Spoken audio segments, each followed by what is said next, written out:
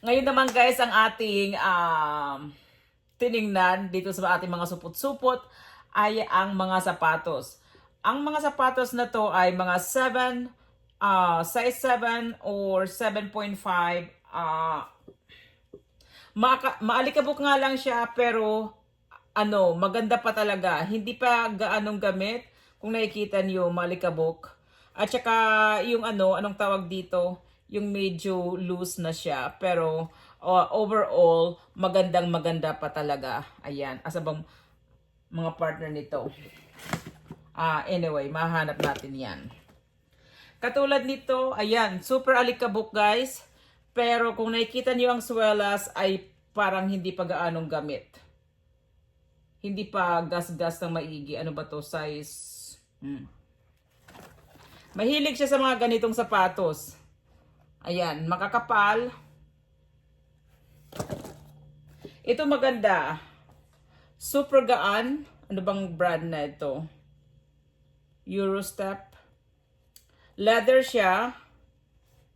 Ayan guys. Magandang maganda talaga. Kaya lang super alikabok. Dahil super dami ng kanyang mga sapatos, kaya bihira lang magamit. Katulad nito, tingnan nyo ang tako, ang swelas. Hindi pa talaga gas-gas. Ayan. Maalikabok nga lang super. Madaming mga alikabok. As bang partner nito. Ito maganda. Parang suede. Malambot ito. Ayan. Dahil sa dami-dami na ng ating mga abubot, kaya i-announce ko sa Monday kung anong ating latest. Kasi ang dami dito, kailangan we get rid of this. Ito magandang pang school. Ayan guys.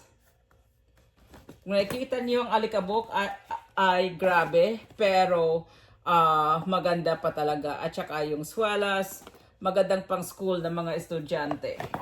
So itong natin ngayon, ang dami-dami mga sapatos. Ay naku guys, ayan. Ito ay pamimigay natin sa atin sa Pilipinas. Kaya paano nga ba po makatanggap nito? Mag-follow lamang sa ating Facebook account. Tapusin ang ating mga uploads na videos. Mag-comment and i-share. Ganun lang po. Malay nyo kayo ang makatanggap ng BBB.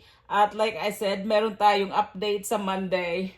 Dahil nga marami na tayong abubot, i-announce natin sa Monday. So abangan ang live natin sa Waray-Waray. Thank you for watching guys.